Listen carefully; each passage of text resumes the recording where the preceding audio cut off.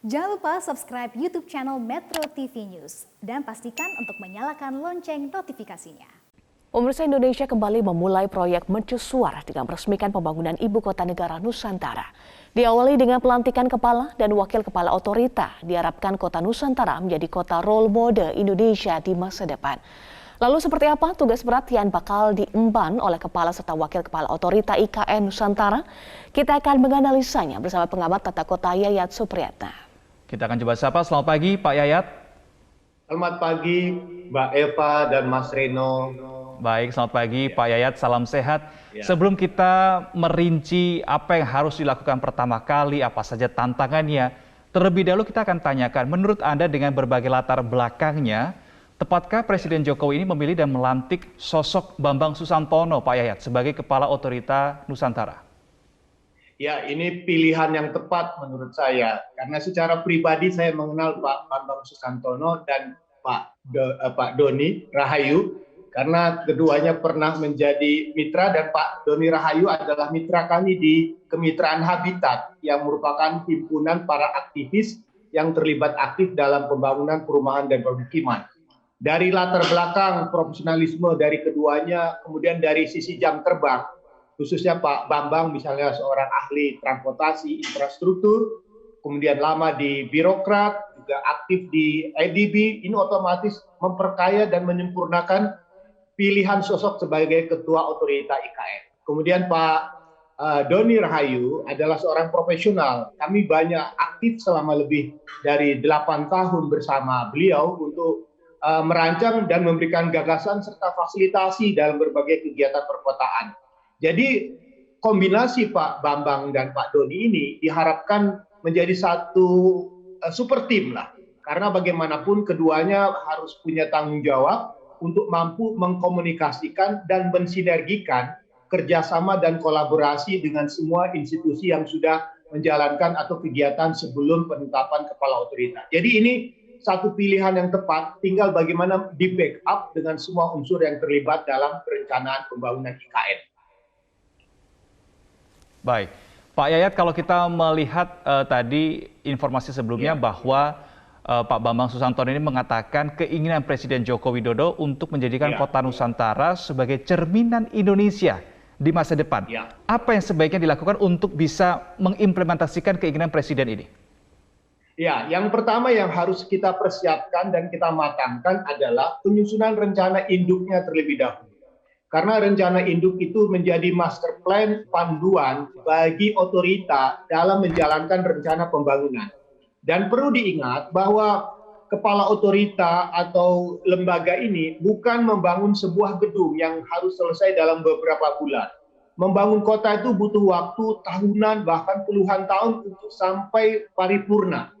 Otomatis supaya harapan dan keinginan Presiden itu terwujudkan dalam implementasinya, maka sinergi dalam konteks penyusunan rencana induk yang menjadi bagian yang tidak terpisahkan dari Undang-Undang IKN harus disempurnakan terlebih dahulu sehingga menjadi alat pandu bagi semua kelembagaan dan kementerian yang selama ini sudah menjalankan program. Misalnya satu, PUPR sudah membuat rancangan desain dari sisi urbannya, infrastrukturnya, jaringannya. Kemudian Kementerian Perhubungan pun sudah membangun sistem transportasinya. ATR juga demikian. Dan selama ini peran Bappenas sebagai koordinasinya. Otomatis apa yang menjadi harapan itu disinergikan dalam rencana induknya dan mendapatkan masukan dari kalangan masyarakat, para profesional, para akademisi.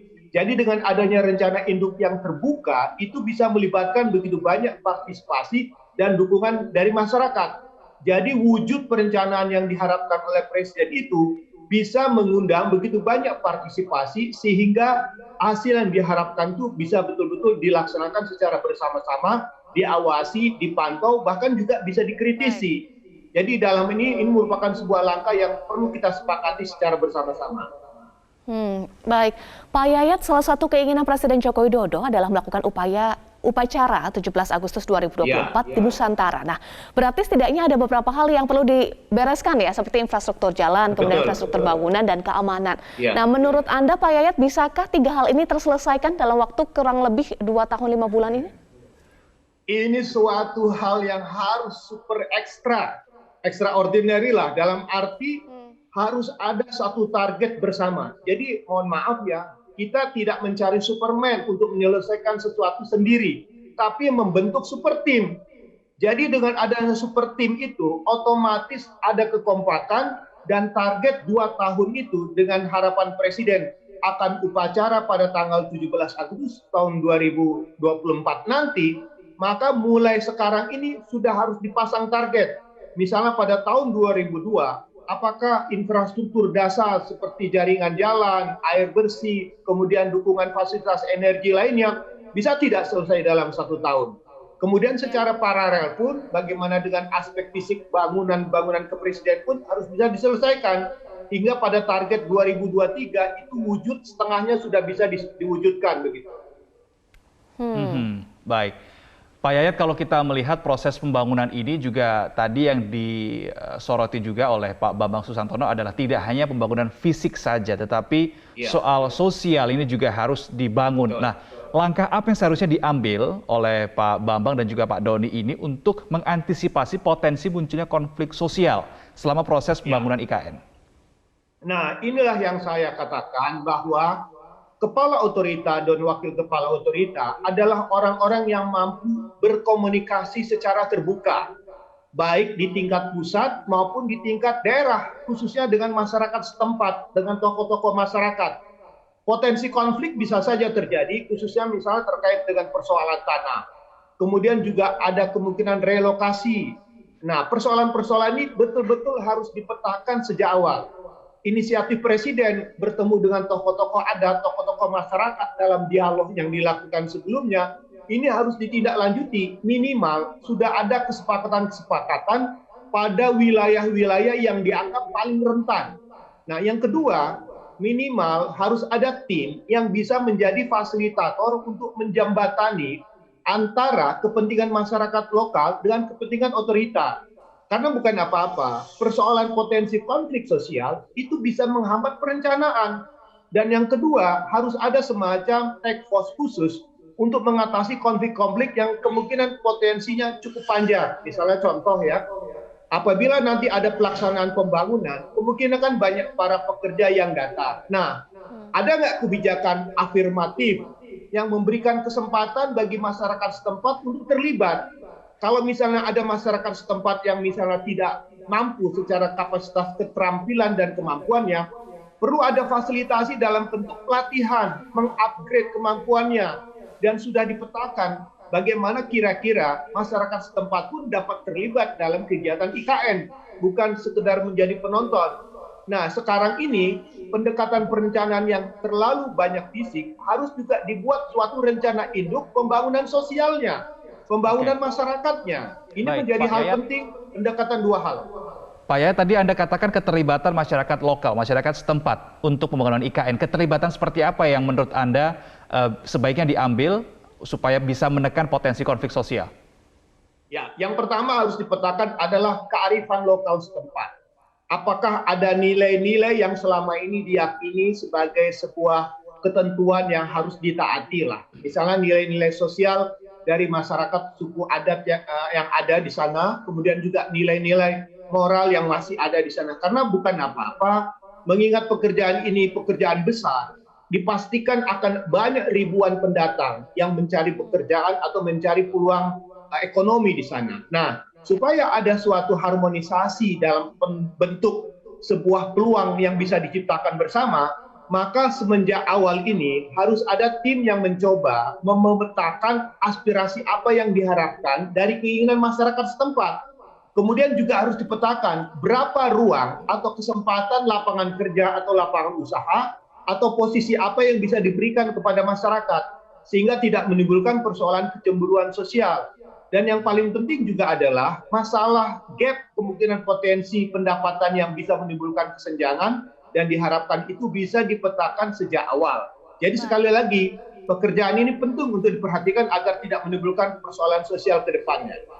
Baik, tadi Pak Yayat sampaikan butuh super team, butuh ada target yang jelas. Kira-kira butuh waktu berapa lama Pak Yayat untuk membangun kota baru dengan berbagai aspeknya ya, dari berbagai aspek termasuk dari segi faktor sosial sampai betul-betul firm? Ya, memang kita tidak bisa menargetkan karena sejak awal saya mengatakan membangun kota itu bukan membangun gedung atau stadion dalam beberapa bulan selesai. Dia membangun kehidupan. Jadi pemerintah kan sudah membuat master plan perencanaan pencapaian yang harus dilakukan hingga 2045. Jadi otomatis tahun 2022 sampai 2024 adalah tahun prioritas. Penetapan apa yang segera harus dibangun. Minimal satu, selain membangun istana presiden atau kantor kepresidenan dan kementerian lain yang dianggap penting untuk pindah pertama, yang perlu dipersiapkan adalah untuk utilitas dasar, seperti kebutuhan air bersih, energi, infrastruktur jalan, kemudian juga kebutuhan untuk tempat tinggal para ASN yang akan tinggal di tahun-tahun pertama. Nah, otomatis itu harus jelas target dari komposisi penduduknya maupun areal yang menjadi diprioritaskan untuk dikembangkan. Nah, yang kedua, dari tahun 2024 hingga 5 tahun ke depan, di tahun 2029 itu menyusul perencanaan skala prioritas yang selanjutnya untuk dilakukan. Tapi perlu diingat, sebaik apapun rencana, sebaik apapun yang sudah kita persiapkan, dukungan anggaran itu sangat penting. Jadi ibaratnya jangan sampai kita punya visi, punya misi, tapi nggak ada gizinya, kan jadinya mimpi. Jadi otomatis gizi menjadi hal penting. Maka disyaratkan dukungan anggaran dari APBN lebih kurang 20% itu manfaatkanlah secara maksimal untuk membentuk struktur dasar dari IKN.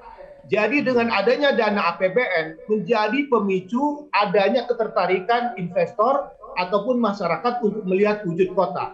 Tanpa gula, IKN tidak banyak apa-apanya. Jadi otomatis daya tarik ini menjadi kekuatan keterlibatan berbagai sektor atau investor untuk terlibat bersama-sama membangun IKN.